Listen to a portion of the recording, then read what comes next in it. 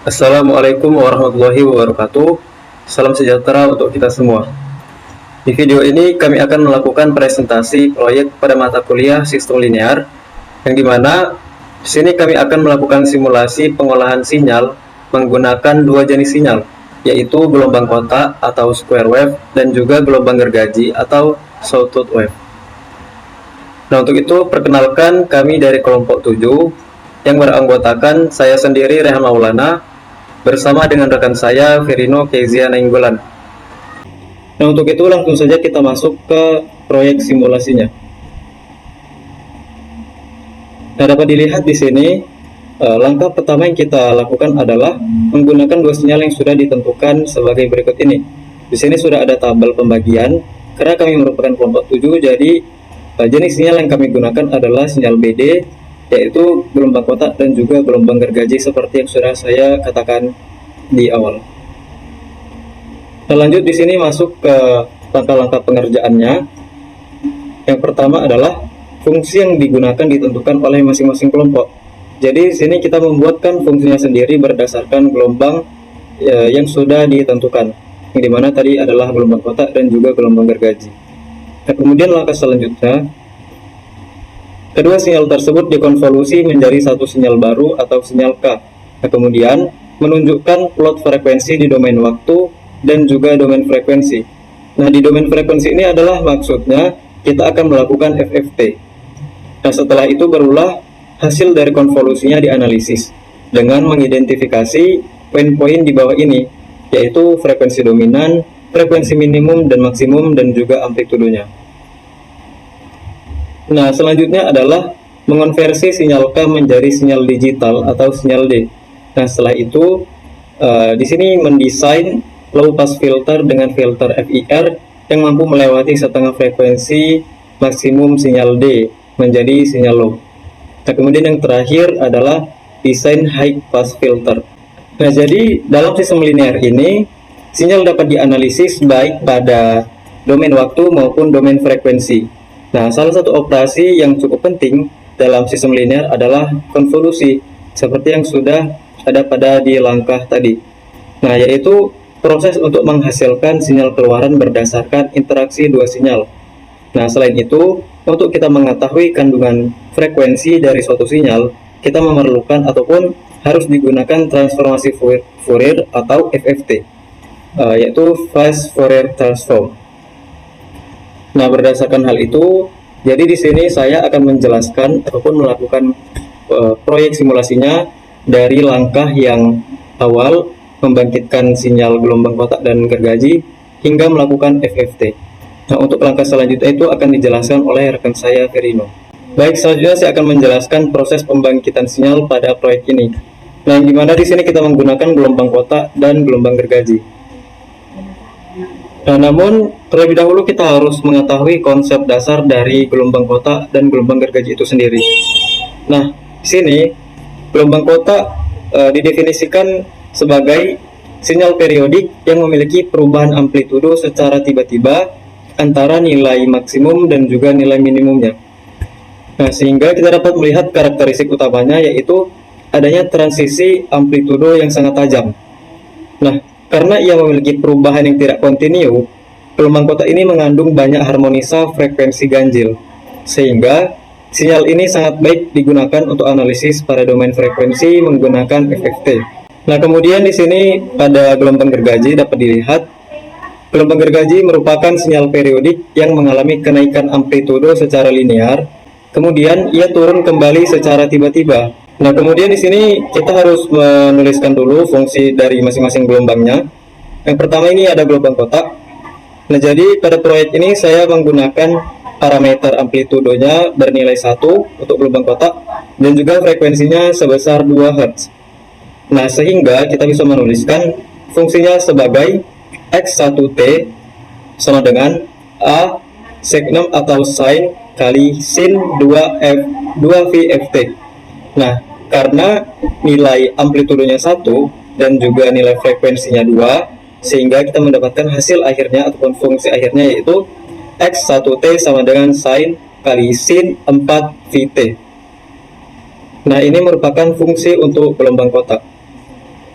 Nah, namun perlu diketahui, nanti setelah gelombang kota ini kita masukkan ke program, bentuk persamaannya sudah bukan lagi menjadi bentuk seperti ini, melainkan nanti kita akan memasukkan fungsi bawaan dari MATLAB, yaitu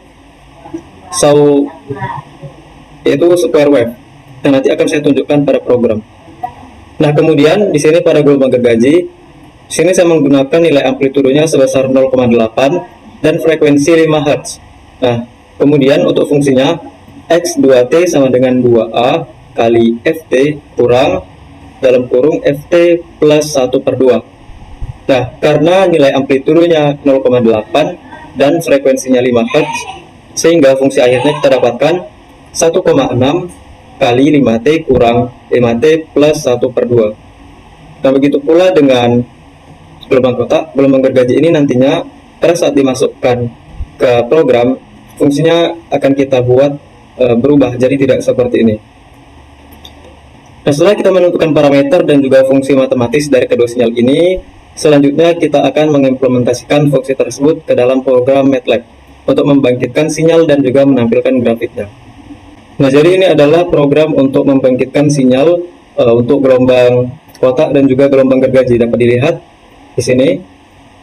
Nah, namun sebelum saya jalankan program ini, terlebih dahulu di sini akan saya jelaskan mengenai programnya, yang dimana pada baris 1 sampai ke 3 ini merupakan bagian awal dari program yang biasanya kita gunakan pada MATLAB. Nah, di sini pada baris 1 ini merupakan ini digunakan untuk membersihkan tampilan. Seperti ini tidak saya jelaskan secara detail ya teman-teman, karena pasti sudah banyak yang paham. Ini clear juga untuk menghapus variabel yang tersimpan. Untuk close all ini adalah perintah yang digunakan untuk menutup jendela figur atau grafik yang kita gunakan sebelumnya. Nah, oke, langsung masuk kita ke program intinya. Nah, di sini saya menuliskan parameter sampling yang dimana Fs sama dengan 1000, Ts sama dengan 1/Fs, T sama dengan 0 untuk kemudian Ts itu 4. Nah, jadi variabel Fs ini merupakan sampling frekuensi atau frekuensi sampling yang dimana di sini kita gunakan sebanyak 1000. Artinya dalam 1 detik itu terdapat 1000 sampel data sinyal. Nah, kemudian Ts, variabel Ts merupakan periode sampling yang diperoleh dari Ts sama dengan 1/Fs dengan frekuensi sampling sebesar 1000 Hz. Nah, maka periode samplingnya itu menjadi 0,001 detik. Nah, di sini juga ada T. Variabel ini digunakan untuk menentukan domain waktu sinyal. Artinya, sinyal dibangkitkan mulai dari 0 detik sampai 4 detik dengan interval sampling sebesar 0,001 detik. Lanjut di sini kita akan membangkitkan sinyal. Nah, ini dimulai dari sinyal gelombang kotak yang dimana di sini saya tuliskan X1 sama dengan square 4 kali P kali T. Nah, jadi seperti yang sudah saya katakan, fungsi yang di awal tadi itu ketika kita masukkan program itu berbeda menjadi square. Nah, kenapa? Karena fungsi square ini merupakan fungsi bawaan MATLAB yang digunakan untuk kita dapat membangkitkan gelombang kotak periodiknya. Nah, kemudian nilai 4 Pi dan T ini menunjukkan frekuensi sudut sinyal yang berasal dari 2 PFT di sini dengan frekuensinya sebesar 2. Nah, kemudian di sini perintah untuk membangkitkan sinyal gelombang gergaji. Nah, di sini saya tuliskan X2 sama dengan 0,8 kali sawtooth kali 10 PT. Nah, ini juga sawtooth ini juga merupakan fungsi bawaan dari MATLAB yang kita gunakan untuk kita dapat membangkitkan gelombang gergaji periodiknya. Nilai 0,8 ini adalah untuk mengatur amplitudo sinyal, sedangkan 10 PT ini berasal dari persamaan 2 VFT dengan frekuensinya 5 Hz. Nah, jadi setelah kedua sinyal ini nantinya berhasil dibangkitkan, langkah berikutnya adalah menampilkan grafik. Nah, sinyal menggunakan fungsi plotting MATLAB, di mana di sini terdapat figur. Fungsi figur ini digunakan untuk membuat membuat jendela figur baru sehingga setiap sinyal dapat ditampilkan pada figur yang terpisah. Nah, kemudian di sini terdapat plot. Fungsi plot ini digunakan untuk menggambarkan grafik sinyal terhadap waktu. Nah, pada grafik nanti akan menampilkan sebuah horizontal yang menunjukkan waktu dalam 1 detik dan juga sumbu vertikal yang menunjukkan amplitudo sinyal. Kemudian di sini terdapat title. Nah, ini merupakan ini digunakan untuk memberikan judul grafiknya, kemudian X label digunakan untuk memberikan label suhu waktu, dan juga Y label digunakan untuk memberi label amplitudo sinyal. Nah, kemudian di sini terdapat grid on. Ini digunakan untuk menampilkan garis bantu pada grafik sehingga mempermudah kita dalam membaca amplitudo dan juga periode sinyalnya. Nah, ini aksis. Ini adalah pembatasan wilayah ataupun tampilan daripada grafik yang dihasilkan nanti.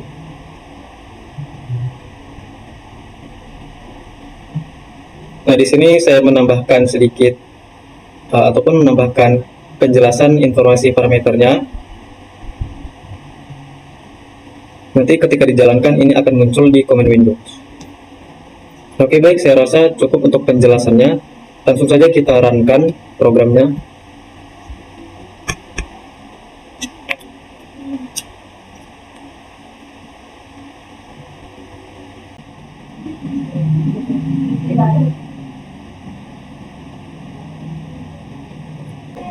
Nah, jadi ini adalah tampilan gelombang yang dihasilkan dari plotting yang sudah kita jalankan pada program.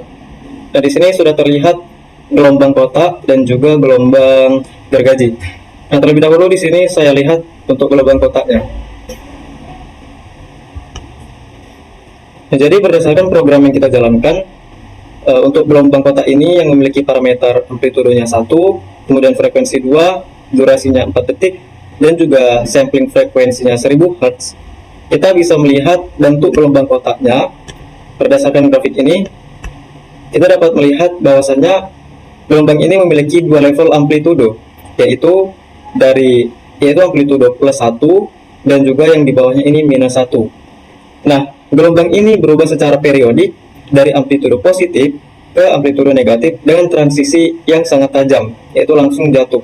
Nah, hal ini sesuai dengan karakteristik dasar square wave, yaitu sinyal periodik discontinue yang hanya memiliki dua level amplitudo. Nah, kemudian jika kita lihat frekuensi dari gelombang kotak ini sendiri, yaitu kita menggunakan frekuensinya sebesar 2 Hz. Artinya, dalam 1 detik, di sini terjadi 2 siklus penuh. Nah, 1 detiknya dilihat di sini angka 1.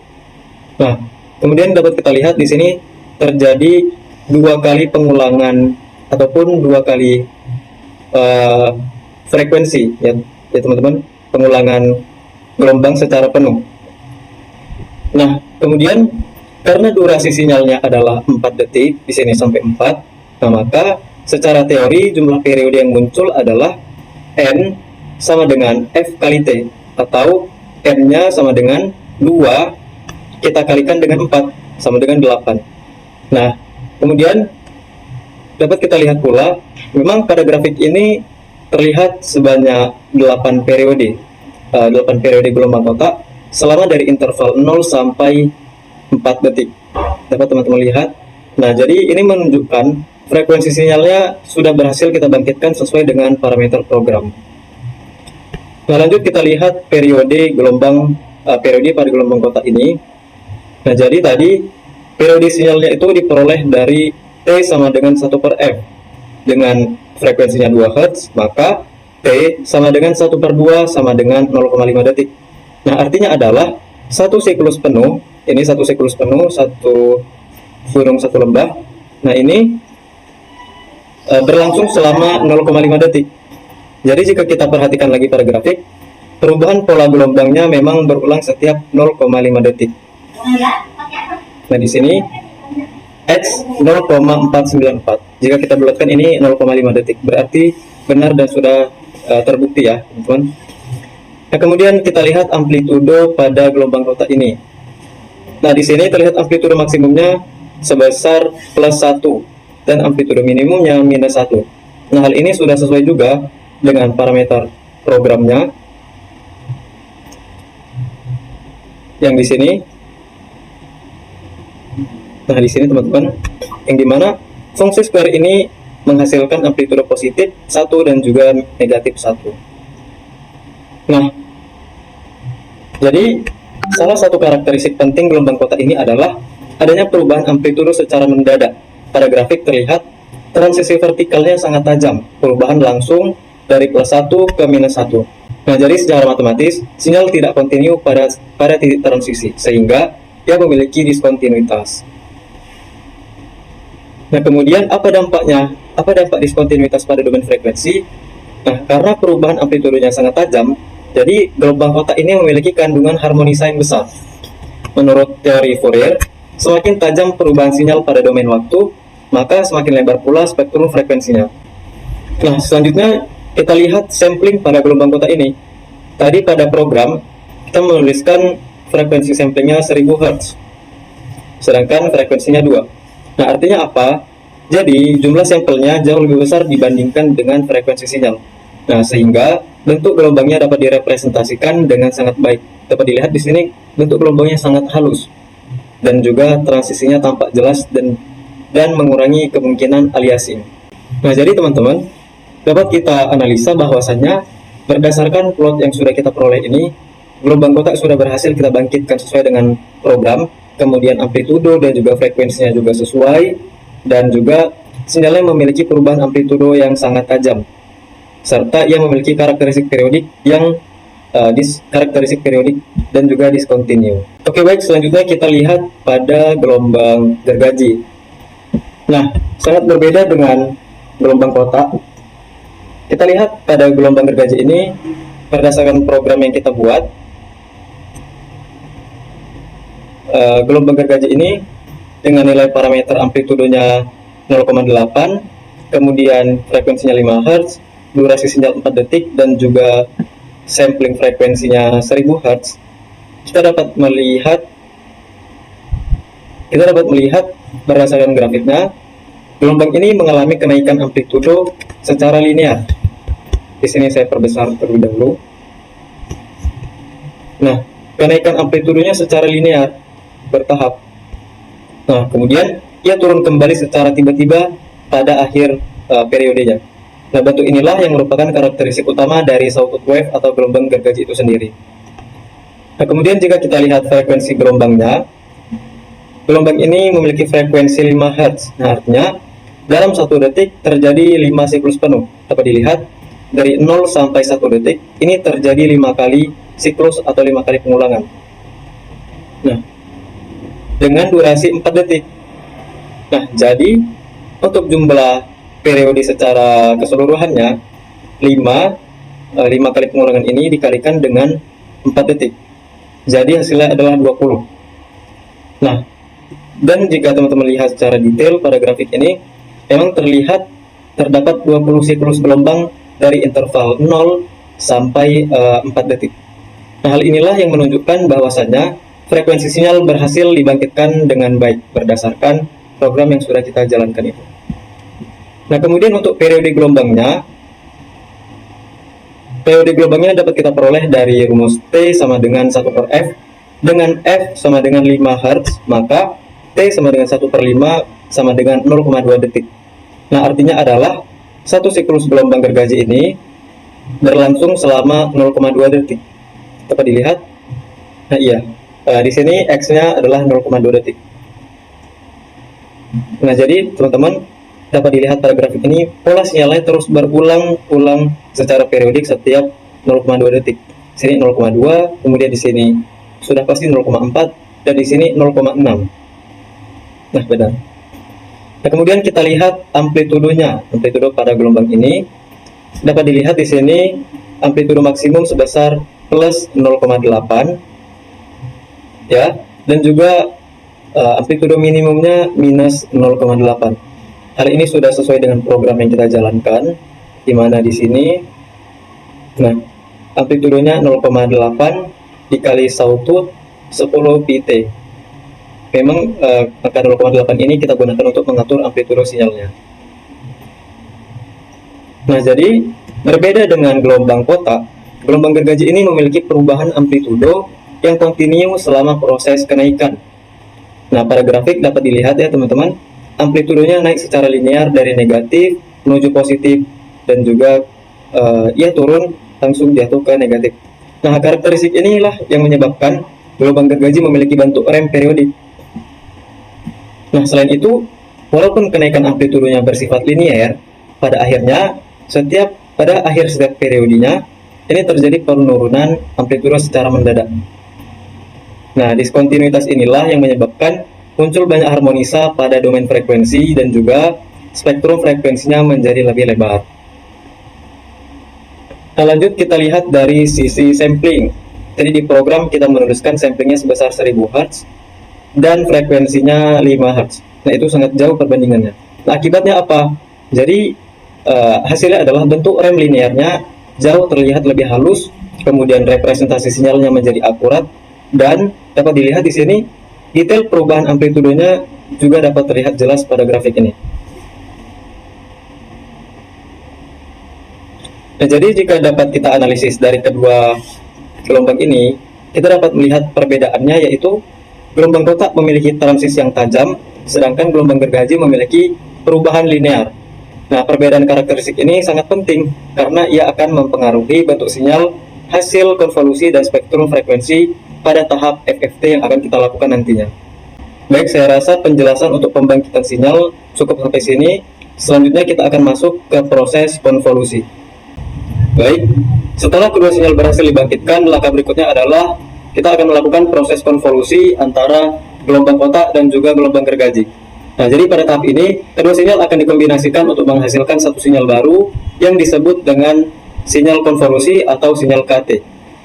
Nah, konvolusi itu sendiri merupakan salah satu operasi dasar pada sistem linear yang digunakan untuk menghasilkan sinyal keluaran berdasarkan interaksi antara dua sinyal.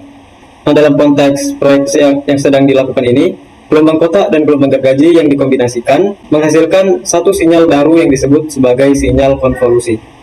Nah, untuk fungsi atau persamaan konvolusi sendiri adalah sebagai berikut. Yang dimana di sini Kn sama dengan sigma dari K sama dengan minus tak hingga sampai tak hingga kali X1K kali X2 N kurang K.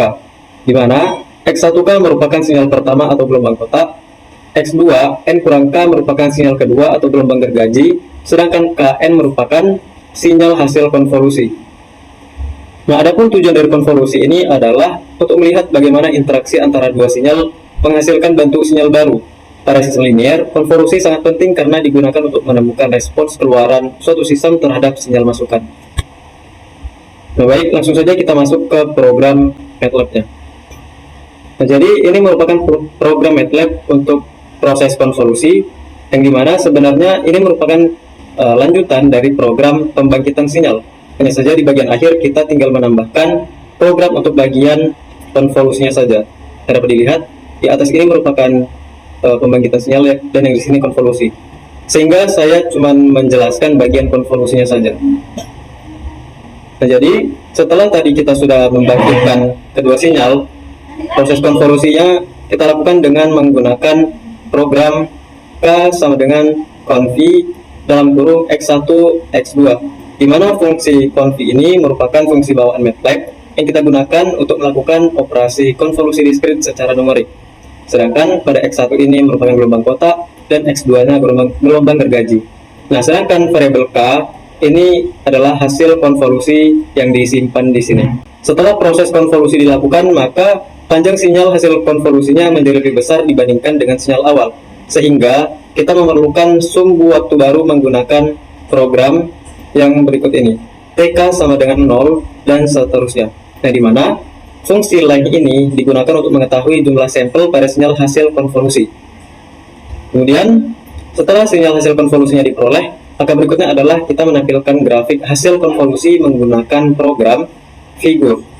Nah, di sini terdapat figur. Ini merupakan perintah yang digunakan untuk membuka atau membuat jendela grafik baru sehingga hasil konvolusinya dapat ditampilkan secara terpisah dari grafik sinyal sebelumnya. Dan juga di sini terdapat plot, ini untuk menggambarkan sinyal. Kemudian di sini terdapat line width, ini digunakan untuk mempertebal garis grafik. Kemudian di sini terdapat fungsi title. Nah, ini untuk memberikan judul, fungsi X label untuk memberi label pada sumbu waktu, dan Y label ini untuk sumbu amplitudo. Nah, ini fungsi grid on digunakan untuk menampilkan garis bantu pada grafik sehingga mempermudah kita dalam membaca amplitudonya. Nah, setelah hasil konvolusinya ditampilkan, kemudian dilakukanlah analisis domain waktu untuk mengetahui karakteristik amplitudo sinyal hasil konvolusinya. Dan di sini saya sudah membuatkan analisis domain waktunya. Di sini adalah programnya, yang dimana di sini dapat dilihat amplitudo maksimum, amplitudo minimum, panjang sinyal, kemudian durasi sinyal. Nah, ini adalah program untuk menampilkan hasil analisisnya. Oke, baik, langsung saja kita jalankan programnya.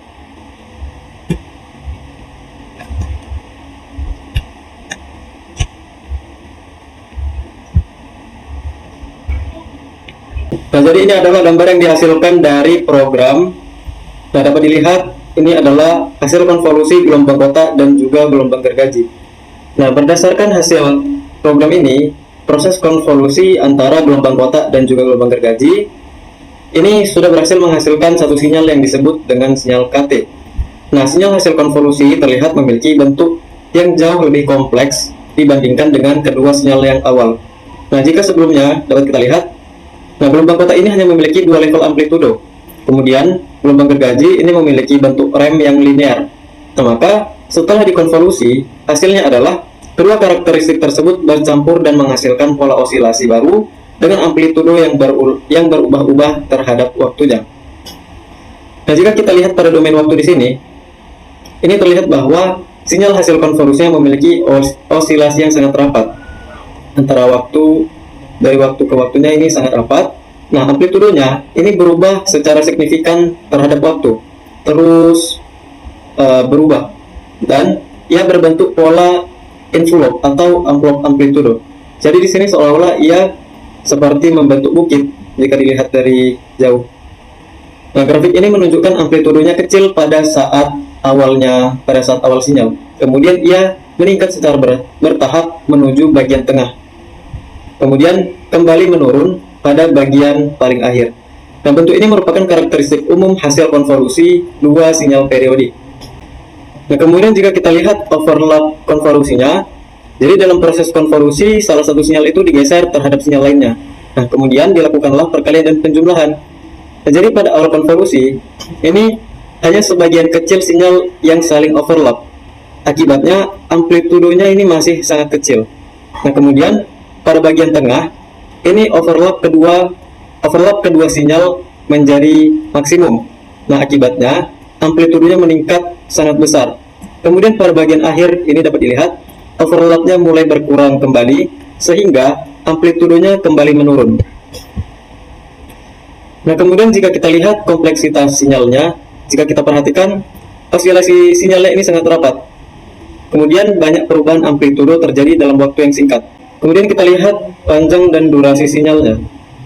Berdasarkan hasil program ini diperoleh parameter jumlah sampelnya sebesar 8001. Untuk durasi sinyalnya itu sebanyak 8 detik. Nah, jika dibandingkan dengan sinyal awal hanya berdurasi 4 detik, maka setelah dikonvolusi durasi meningkat menjadi 8. Nah, ini sudah sesuai dengan teori konvolusi di mana hasil konvolusi memiliki panjang lebih besar dibandingkan dengan sinyal awal. Di sini terdapat hasil analisis yang tadi kita buatkan di program. Nah, jadi ini adalah hasil konvolusinya, yang dimana di sini amplitudo maksimumnya sebesar 201,17, amplitudo minimum minus 210,62, jumlah sampelnya 8001, dan durasi sinyal 8000 detik. Nah, terlebih dahulu kita lihat bagian amplitudo maksimum. Berdasarkan hasil ini, diperoleh amplitudo maksimumnya 201,17. Apakah hasilnya akurat? Iya, hasilnya sudah akurat. Nilai ini menunjukkan amplitudo positif terbesar dari sinyal hasil konvolusinya.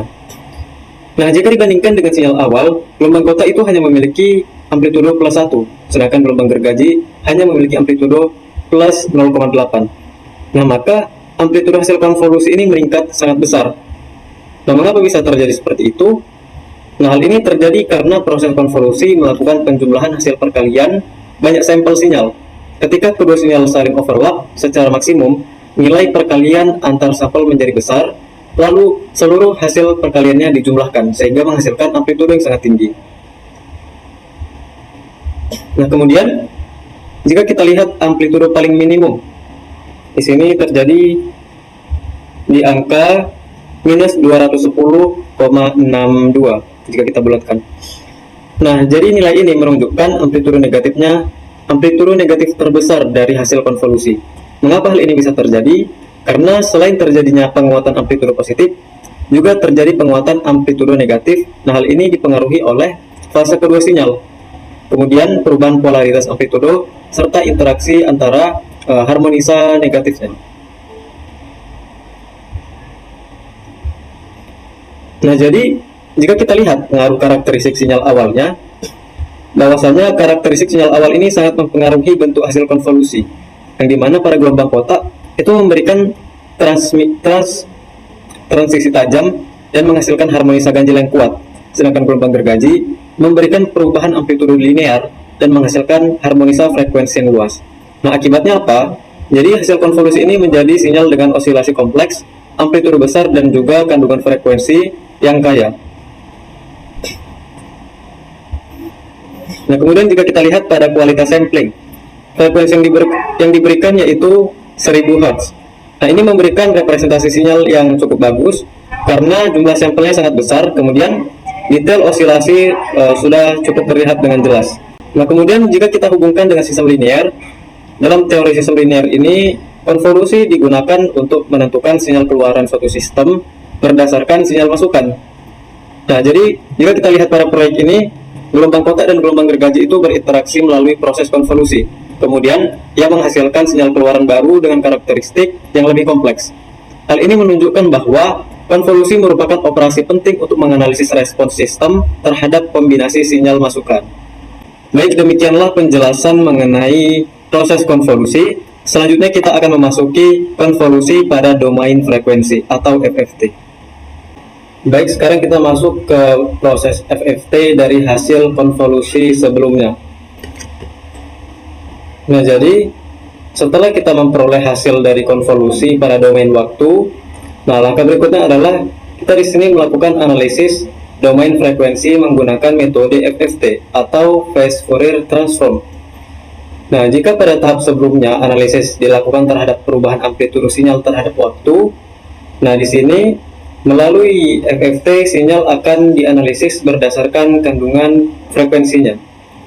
Nah, adapun FFT itu sendiri merupakan atau Phase Fourier Transform merupakan metode yang digunakan untuk mengubah sinyal dari domain waktu menjadi domain frekuensi. Dengan FFT ini, kandungan frekuensi dari suatu sinyal dapat dianalisis sehingga dapat diketahui frekuensi dominan, harmonisa, serta distribusi energi frekuensi pada sinyal. Nah, lantas bagaimana hubungan domain waktu dan domain frekuensi? Jadi domain waktu ini menunjukkan bagaimana amplitudo sinyal berubah terhadap waktu, sedangkan pada domain frekuensi menunjukkan frekuensi yang membentuk sinyal tersebut. Semakin kompleks bentuk sinyal pada domain waktu, maka semakin kompleks pula spektrum frekuensi yang dihasilkan.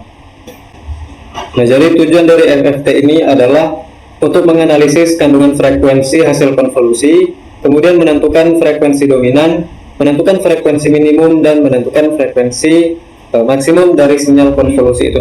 Nah, jika tadi pada konvolusi untuk domain waktu kita mencari amplitudo minimum dan amplitudo maksimum, sekarang pada FFT ini kita mencari ataupun kita mengidentifikasi frekuensi dominan, kemudian ada frekuensi minimum dan maksimumnya. Nah, jadi langsung saja kita masuk ke program MATLAB-nya. Nah, jadi ini merupakan program untuk kita dapat menjalankan ataupun melakukan FFT pada konvolusi sebelumnya. Nah, di sini programnya saya letak di paling bawah.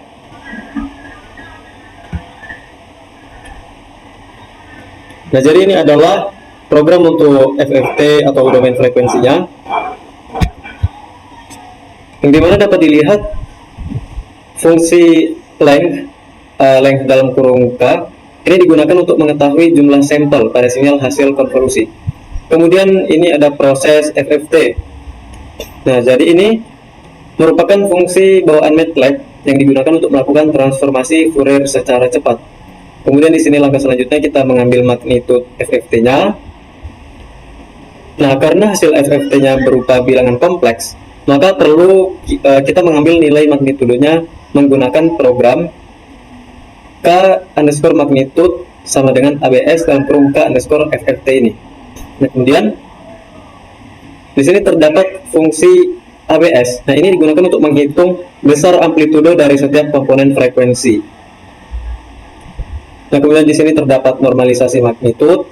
Ini setelah magnitud FFT-nya diperoleh, kita melakukannya dengan menggunakan menormalisasi langkah ini. Nah, kemudian di sini ada sumbu frekuensi F sama dengan 0 sampai N kurang 1 kali Fs per N, dari mana variabel F ini digunakan sebagai domain frekuensi dalam satuan Hertz. Kemudian setelah FFT-nya selesai dihitung, spektrum frekuensi ditampilkan menggunakan program plot. Nah, di sini terdapat plot, kemudian F sampai dengan seterusnya, di mana grafik FFT ini menunjukkan hubungan antara frekuensi pada sumbu horizontal dan juga magnitud pada sumbu vertikal. Nah, ini tadi juga sudah saya jelaskan. X-lim ini untuk membatasi tampilan spektrum frekuensi hanya pada rentang 0 sampai 50 Hz saja. Nah, kemudian di sini terdapat frekuensi dominan, yang dimana setelah spektrum frekuensinya diperoleh, langkah berikutnya adalah kita akan menentukan frekuensi dominan. Frekuensi dominan sendiri merupakan frekuensi dengan magnitud terbesar pada spektrum FFT. Frekuensi ini menunjukkan komponen frekuensi yang paling kuat pada sinyal hasil konvolusi. Nah, kemudian di sini juga terdapat frekuensi minimum dan maksimum, dan juga di sini adalah program untuk menampilkan hasil analisis FFT-nya. Nah, baik, langsung saja kita akan menjalankan programnya.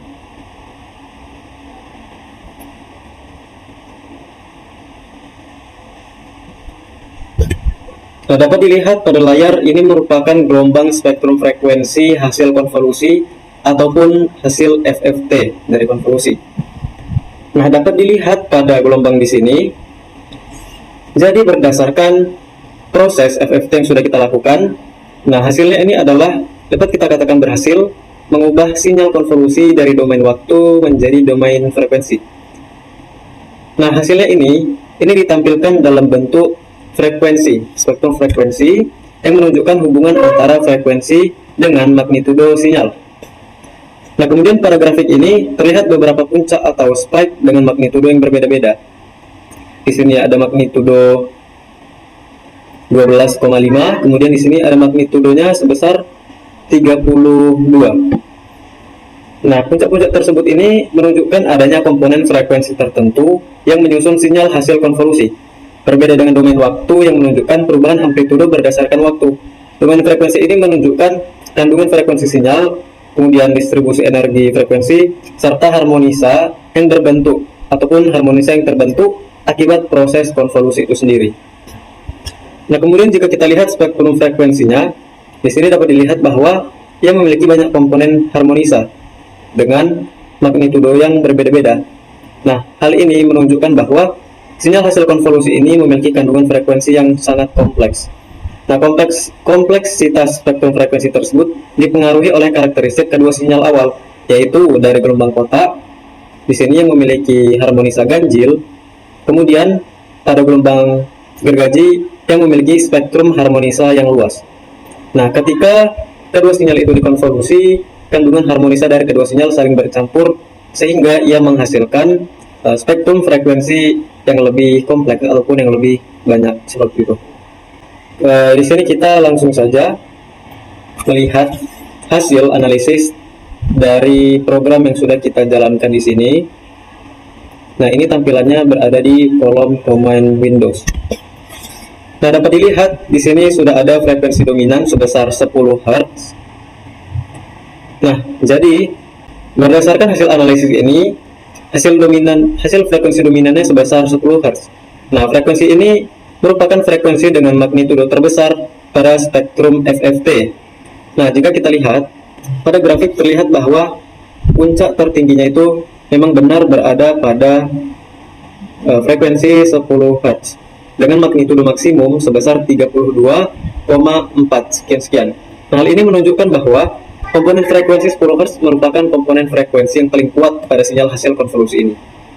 Nah, kemudian Munculnya frekuensi 10 Hz ini dipengaruhi oleh harmonisa kedua sinyal yang awal, yang dimana pada gelombang kotak itu memiliki frekuensi dasar 2 Hz dan harmonisanya itu berada di 2, 6, 10, dan 14. Nah, sedangkan pada gergaji ini memiliki frekuensi 5 Hz dengan harmonisanya 5, 10, 15, 20, seterusnya. Nah, sehingga dapat dilihat bahwa pada gelombang ini 10 Hz itu merupakan harmonis yang muncul pada kedua sinyal. Nah, ini merupakan kedua sinyal.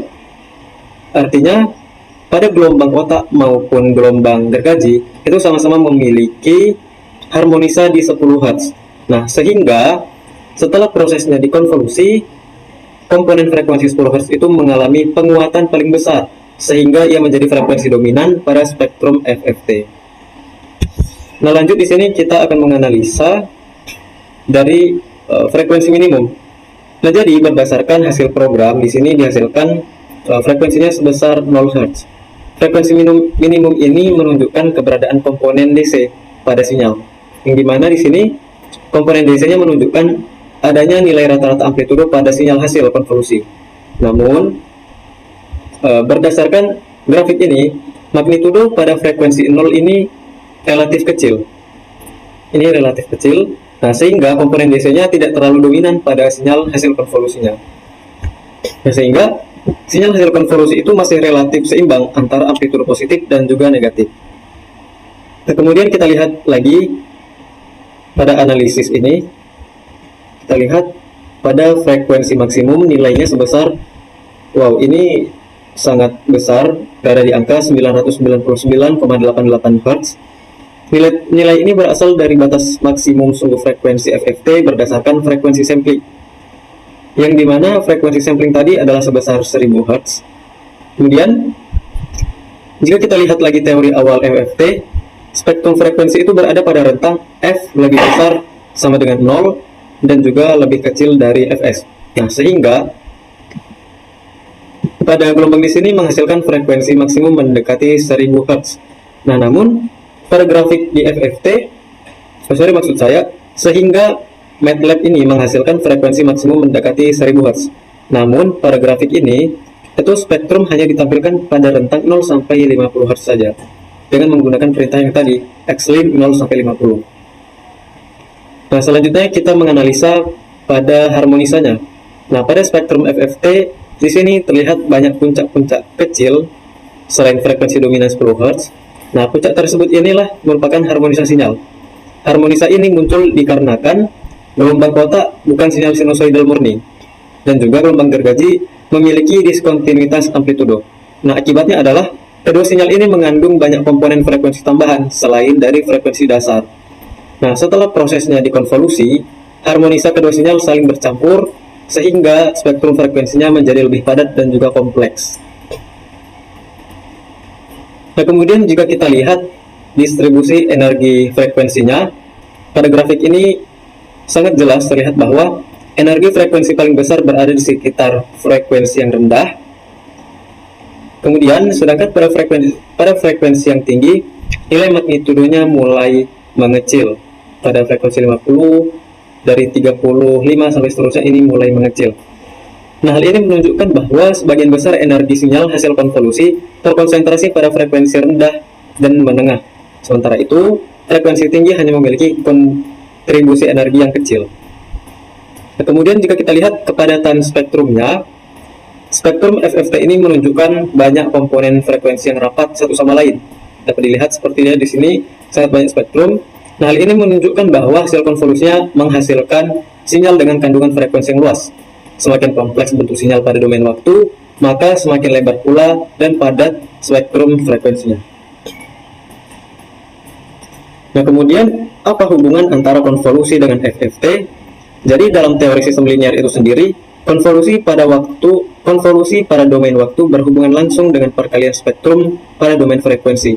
Nah, akibatnya, proses konvolusi ini menyebabkan kandungan harmonisa kedua sinyal saling mempengaruhi dan juga menghasilkan spektrum frekuensi baru yang lebih kompleks. Nah, lanjut kita lihat pada kualitas FFT. Tadi kita masukkan di program frekuensi samplingnya sebesar 1000 Hz. Nah, ini memberikan resolusi FFT yang cukup baik, sehingga puncak frekuensinya terlihat sangat jelas, dan juga harmonisa dapat diamati dengan sangat baik, serta frekuensi dominannya juga dapat diidentifikasi secara akurat. Nah, dengan begitu, terakhir pula penjelasan saya mengenai konvolusi ataupun FFT pada konvolusi ini. Nah, untuk penjelasan berikutnya mengenai konversi sinyal K menjadi sinyal digital, itu akan dilanjutkan dengan rekan saya. Baik, di sini saya sebagai pemateri kedua atau bisa dibilang penjelasan kedua yang bernama Ferry Nuri Senenggolan. Nah, selanjutnya setelah kita menganalisisnya ke dalam analisis frekuensi, nah sekarang saya akan menjelaskannya melalui analisis frekuensi, terus proses filtering menggunakan low pass filter dan high pass filter, terus juga konversi sinyal digital. Nah, yang pertama yaitu analisis frekuensi. Kita bisa lihat pada programnya. Di sini ada tulisan maksimum IDX sama dengan max K magnitude dan F dominan F IDX. Nah, pada bagian ini dilakukan analisis terhadap spektrum frekuensi hasil FFT. Fungsi max di sini digunakan untuk mencari nilai magnitudo terbesar dari spektrum frekuensi. Nilai tersebut digunakan untuk menunjukkan komponen frekuensi yang paling dominan pada sinyal hasil konvolusi. Kemudian variabel IDX digunakan untuk menyimpan posisi indeks dan dari magnitudo terbesar tersebut. Setelah itu, frekuensi dominan diperoleh menggunakan F IDX. Nah, sini ada display dan analisis hasil FFT dan juga ada penjelasannya. Setelah kita buat run, nanti ini akan menunjukkan di command window ada maksimum magnitudonya. Nah, bisa kita lihat gitu. Nah, di sini bisa kita nampak bahwa di command window-nya ada 100 FFT, frekuensi dominan 10 Hz dan magnitudo maksimumnya 32,435770. Nah, ini adalah analisis frekuensi. Nah, selanjutnya kita masuk ke dalam konversi sinyal digitalnya. Nah, di sini saya juga menjelaskan konversi sinyal digital. Yang pertama ada K digital, berarti konversi digital. Saya membuat variabelnya seperti itu sama dengan INT 8K kali 10. Nah, apa itu? Itu adalah integer 8. Pada tahap ini, dilakukan konversi sinyal menjadi bentuk digital. Nah, sinyal hasil konvolusi sebelumnya masih berupa data desimal atau floating point. Disinilah perannya integer 8. Gunanya, tipe data tersebut berubah menjadi bilangan-bilangan bulat positif dan negatif. Nah, terus ada lagi K kali 10. Di sini gunanya K kali 10 ini adalah sinyal dikalikan 10 terlebih dahulu agar nilainya tidak terlalu kecil sehingga proses kuantisasi lebih terlihat. Oke, kita runkan. Nah, sini kita dapat melihat pada command window kolomnya dari 1 sampai 20 karena untuk kita display kita menampilkan data awal dari 1 sampai 20 saja. Nah, selanjutnya kita masuk ke dalam plot digitalnya. Nah, kita masuk ke dalam plot digital, sinyal digitalnya. Oke, yang pertama yaitu figure. Nah, di sini gunanya figure itu untuk menampilkan gambarnya. Selanjutnya, di sini ada stair. Nah, fungsi stair digunakan untuk menampilkan bentuk sinyal digital hasil kuantisasi tadi, tetapi dalam bentuk tangga, berbeda dengan plot. Nah, jadi kita lihat saja langsung. Kita runkan. Nah, terlihat seperti tangga-tangga, tapi bergabung gitu dia. Nah, pada bagian ini fungsi stair digunakan karena sinyal tersebut berupa sinyal digital atau sinyal discrete. Berbeda dengan fungsi plot yang menghasilkan garis kontinu dan berbeda dengan kontinu gitu. Nah, bentuk tangga ini lebih sesuai untuk merepresentasikan data digital karena nilai sinyal berubah per sampel dan tidak berubah secara kontinu seperti sinyal analog. Oleh karena itulah, grafik hasil kuantisasi terlihat berbentuk bertingkat. Nah, hal ini menunjukkan bahwa sinyal telah berhasil direpresentasikan dalam bentuk digital. Oke.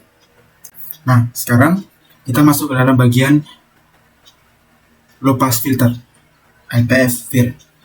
Nah, di sini terdapat pada program ORD 50 FC LPF sama dengan 10, WN LPF FC, LPF, SS, FS2. Nah, pada bagian ini dilakukan proses filtering menggunakan low pass filter berbasis FIR atau Finite Impulse Response. Nah, low pass filter digunakan untuk melewatkan frekuensi rendah dan mengurangi komponen frekuensi tinggi pada sinyal. Nah, di sini ada variabel ORD digunakan untuk menentukan ORD filter sebesar 50. Semakin besar ORD filter, maka respon filter akan semakin baik. Namun, proses komputasi juga makin lebih besar. Kemudian, kita masuk ke dalam variabel FC-LPF, merupakan frekuensi cut-off-nya sebesar 10 Hz. Nah, terus kita masuk ke dalam frekuensi cut-off adalah batas frekuensi yang menentukan frekuensi mana yang dilewatkan dan frekuensi mana yang akan diredam oleh filter. Nah, terus kita masuk ke dalam WN-LPF. Nah, akhirnya artinya sebelum kita masuk ke WN tadi, artinya frekuensi di bawah 10 Hz akan lebih banyak dilewatkan, sedangkan frekuensi di atas 10 Hz akan dikurangi. Selanjutnya dilakukan normalisasi frekuensi cutoff menggunakan FC-LPF. Nah, LPF FS2. Nah, nilai FS2 tersebut di sini adalah setengah dari frekuensi sampling. Normalisasi ini diperlukan agar fungsi FIR1 FIR1-nya ini pada MATLAB menggunakan rentang frekuensi dari 0 sampai 1. Nah, kita masuk lagi ke dalam B LPF sama dengan FIR1 ORD WN LPF low. Nah, pada bagian ini lakukan proses desain filter FIR menggunakan fungsi FIR1 tadi. Nah, fungsi FIR1 digunakan untuk membuat koefisien filter digital berdasarkan ORD filter dan frekuensi cutoff yang telah ditentukan sebelumnya. Nah, parameter ORD menunjukkan tingkat atau ORD yang sudah digunakan tadi. Kemudian, WN-LPF merupakan frekuensi cutoff yang sudah normalisasi terhadap frekuensi sampling tadi, setengah sampling. Nah, di sini artinya filter ini dirancang untuk melewatkan komponen frekuensi rendah dan meredam komponen frekuensi tinggi. Nah, hasil desain filter kemudian disimpan dalam variabel B. Variabel B, LPF ini, variabel B LPF. Nah, dalam bentuk koefisien filter FIR. Nah, kita masuk ke dalam filteringnya, di mana setelah kita mendesainnya, langkah berikutnya adalah menerapkan filtering atau terhadap sinyal konvolusi tersebut. Pada bagian ini digunakan fungsi filter untuk melakukan proses filtering terhadap sinyal. Parameternya yaitu LPF tadi. Nah, selanjutnya yang bernilai 1 menunjukkan koefisiennya denominator filter. Nah, kemudian parameternya tadi K. K merupakan sinyal input yang akan diproses oleh filter. Hasil filtering kemudian disimpan pada variabel K LPF. Melalui proses inilah, komponen frekuensi tinggi pada sinyal akan dikurangi, sedangkan komponen frekuensi rendah akan tetap dipertahankan sesuai karakteristik low pass filter. Nah, di sini untuk menampilkan plotnya seperti biasa, kita sudah tahu untuk menampilkan plot kita menggunakan figure dan plotnya kita masukkan variabel-variabelnya tadi, TK, K, LPF, line width-nya kita buat 1,5. Titelnya hasil low pass filter, X-nya sebagai waktu, dan Y-nya sebagai amplitudo. Kita juga membuatkan grid-nya. Oke. Nah, ini adalah hasil low pass filternya.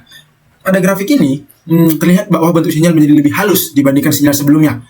Hal ini terjadi karena komponen frekuensi tinggi pada sinyal telah dikurangi oleh filter. Perubahan sinyal yang terlalu cepat atau noise menjadi lebih kecil, sehingga bentuk sinyal terlihat lebih smooth. Low pass filter bekerja dengan mempertahankan komponen frekuensi dan meredam frekuensi tinggi yang berada di atas frekuensi cut-off. Karena frekuensi cut-off digunakan adalah 10 Hz, maka sebagian frekuensi besar, frekuensi yang rendah, masih dipertahankan oleh sinyal filter. Dan begitu juga sebaliknya, jika mengurangi komponen yang tinggi dari hasil sinyal konvolusi tersebut. Jadi, inilah hasil-hasilnya yang tadi itu. Dari gambar dan program yang telah kita buat. Nah, selanjutnya kita juga akan melanjutkan ke codingan high pass filter. Oke. Selanjutnya kita masuk ke dalam high pass filter. Nah, high pass filter ini berkebalikan dengan low pass filter. Nah, dia gunanya untuk melewatkan komponen frekuensi tinggi dan mengurangi komponen frekuensi rendah pada sinyal. Terus pada bagian yang di codingan tersebut sama aja seperti yang low tadi, cuman bedanya di sini tulisannya menjadi high variabelnya. Di sini juga kita buat frekuensinya 10 Hz. Nah, kita lihat juga di Senfir kita buat seperti yang tadi, nilai fs2 adalah setengah dari frekuensi sampling. Nah, semuanya ini sama seperti yang low tadi. Jadi ini cuma hasil pemfilterannya. Nah, untuk menghasilkan plotnya sama juga, kita rapikan dulu, kita masuk ke plot, kita buat figur, kita buat plot TK1. Nah, jadi tadi kita sudah menjelaskan sebelumnya dan saya akan menjelaskan ulang lagi. Di sini kita masukkan variabel di plot, yaitu TK1 sebagai sumbu waktunya, sedangkan KHPF merupakan hasil sinyal filtering yang tadi. Di sini kita masukkan ke dalam variabel plot. Nah, sudah KHPF. Nah, line width tadi kita buat 1,5. Nah, ini mempertebal garisnya saja agar lebih jelas dan mudah dianalisis. Nah, selanjutnya fungsi title tadi sudah kita buat untuk menampilkan tulisan yang pada grafik, X-nya waktu, dan Y-nya adalah amplitudo. Nah, itu buat grid-nya. Nah, bisalah langsung kita runningkan. Sabar, kita runningkan. Oke. Pada grafik ini sebenarnya terlihat sama dengan low pass karena kita membuat frekuensi 10 Hz. Di low pass sama high pass tadi kita buat frekuensinya 10. Nah, tapi kalau bisa kita telitiin lagi, terlihat bahwa bentuk sinyal menjadi lebih tajam dibandingkan sebelumnya. Hal ini terjadi karena filter high pass mempertahankan komponen frekuensi yang tinggi dan mengurangi komponen frekuensi yang rendah. Nah, perubahan sinyal yang cepat menjadi lebih terlihat setelah proses filtering dilakukan. Berbeda dengan low pass filter yang menghasilkan sinyal lebih halus. Nah, high pass filter justru menonjolkan bagian sinyal yang memiliki perubahan cepat atau transisinya yang tajam. Nah, dari grafik ini terlihat bahwa high pass filter berhasil mempertahankan komponen frekuensi tinggi pada sinyal hasil konvolusi. Jadi, ini adalah grafik hasil high pass filter field. Seperti itu. Nah, setelah kita melakukan plot, melihat gambar dari LPF dan HPF, di sini kita akan menganalisis hasil filternya. Nah, yang pertama kita ketik AMP min dan AMP max-nya, di mana nanti ini adalah variabel di dalam fprintf. Nah, apa itu AMP? AMP itu adalah amplitudonya. Nah, kita buat displaynya hasil analisis sinyal. Nah, masuk kita ke fprintf. Nah, di sini digunakan untuk menampilkan hasil amplitudonya dalam bentuk command window di MATLAB. Nah, kita tulis tulisannya amplitudo minimum dengan apa ini? Persen 4fn ini adalah nilai minimumnya nanti 4 belakang koma. Jadinya agar rapi dia. Nah, sama juga seperti maksimum. Kita buat juga 4 belakang koma angkanya.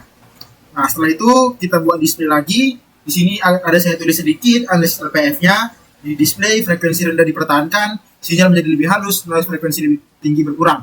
Nah, seperti itu juga HPF. Nah, setelah kita buat seperti ini, langsung saja kita runningkan. Nah, nampak pada hasil di command window ini, amplitudo minimumnya min 210,6160, amplitudo maksimum 201,1680. Nah, ini adalah amplitudo maksimum dan minimumnya. Nah, sini juga saya tulis analisis LPF singkat saja. Kalau LPF frekuensi rendah dipertahankan, sinyal menjadi lebih halus, frekuensi tinggi berkurang. Nah, kalau analisis HPF, frekuensi tinggi yang dipertahankan, komponen perubahan cepat terlihat, dan frekuensi rendah ditekan. Nah, berdasarkan hasil percobaan telah dilakukan, dapat disimpulkan bahwa proses konvolusi berhasil menggabungkan karakteristik gelombang kotak dan gelombang gergaji menjadi satu sinyal yang baru. Selanjutnya, proses FFT berhasil digunakan juga untuk menganalisis kandungan frekuensi pada sinyal hasil konvolusi. Nah, dari spektrum frekuensi dapat diketahui frekuensi dominan serta distribusi komponen hasil konvolusinya, frekuensi pada sinyalnya. Nah, selain itu, proses konversi digital juga berhasil mengubah sinyal menjadi data diskrit menggunakan representasi integer 8 bit. Nah, kita juga tadi melihat pada tahap filtering di low pass filter berhasil menghasilkan sinyal yang lebih halus dan mengurangi komponen frekuensi tinggi. Dan sedangkan high pass filter berhasil juga mempertahankan komponen frekuensi tinggi sehingga perubahan cepat pada sinyal menjadi lebih terlihat. Dari seluruh proses ini dapat dilihat bahwa analisis domain waktu dan domain frekuensi sangat penting dalam sistem pemrosesan sinyal digital. Jadi, sekian pemaparan hasil program kami, dan kami ucapkan terima kasih.